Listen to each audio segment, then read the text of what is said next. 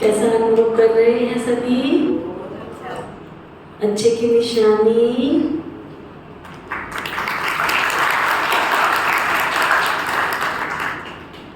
और आज से एक संकल्प लेकर के जाना है, सब अच्छे हैं, मैं भी अच्छी हूँ और मेरे सानिध्य में जो भी हैं वो भी सब अच्छे हैं। हर फूल की अपनी खुशबू है ना? बुरे में बुराई नहीं देखनी है, क्या देखना है? अच्छाई देखनी है।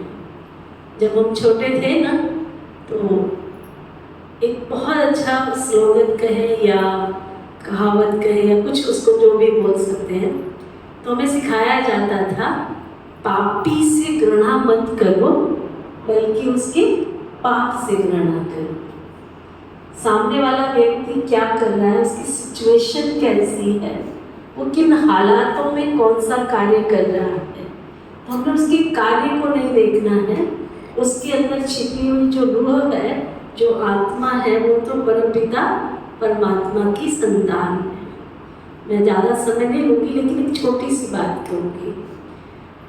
मैं एक व्यक्ति से मिली, उसका बहुत घाटा हो गया, नुकसान हो गया।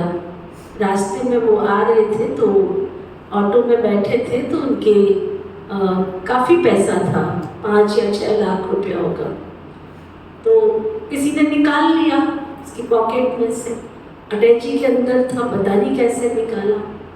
तो जब मैं उस शख्स से मिली तो मैंने कहा, आपको कुछ हुआ नहीं? उसने अपनी छोटी सी घटना सुनाई कि जब मैं ऑटो रिक्शे से उतरा तो मैंने देखा कि ये ब्रीफकेस जो है वो हल्की लग रही है। थोड़ा दिमाग में आया कि ये कुछ तो गड़बड़ है, लेकिन मैं बस स्टैंड पे पहुंचा, ट्रेन से उतरा, बस स्टैंड से बस पकड़नी थी, तो बच्चों के लिए उसने मिठाई ली क्योंकि खाली तो मैं घर जाता नहीं। फिर मेरा दिमाग ठनका कि कुछ तो गड़बड़ है। फिर बस में बैठा, बैठने के बाद सोचता रहा कि कुछ तो गड़बड़ी, प्रैक्टिकल घटना बता रही हूँ। फिर मैं घर पहुँचा और घर पहुँच के मैंने अपनी पत्नी को बोला कि मुझे पानी पिलाओ। उसने पानी पिया, पानी पी करके और ब्रीफकेस को रखा। फिर सोचा कि इस ब्रीफकेस को खोलूँ या ना खोलूँ। फिर आराम से बैठकर पानी पीकर तसल्ली से इस ब्रीफकेस को खोला तो सचमुच उसमें से 5 लाख रुपए उसके गायब थे। ठीक है, जब थोड़े समय के बाद मेरा मिलना हुआ तो मैंने उनसे पूछा कि जब ये सिचुएशन आपके सामने आई तो आपको कुछ हुआ नहीं? कहता, सीधी सी बात है, जब कोई चोर चोरी करने निकलता है तो वो भी भगवान को याद करके निकलता है, और जब मैं निकला था मैं भी भगवान को याद करने निकला। तो कभी उसकी मन्नत पूरी होगी, कभी मेरी मन्नत पूरी होगी। तो कभी भगवान हमको दे देता है तो हम बहुत खुश होते हैं कि आज हमारी मन्नत पूरी हो गई। अब चोर भी तो भगवान की पूजा करके ही घर से निकलता है ना, तो वो भगवान का शुक्रिया कैसे अदा करेगा?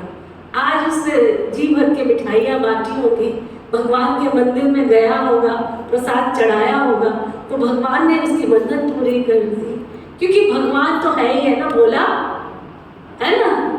उसको तो पता नहीं है कि कौन उसको याद कर रहा है, चोर याद कर रहा है या महात्मा याद कर रहा है या भगत याद कर रहा है, कौन याद कर रहा है, उसको इससे कोई मतलब नहीं है।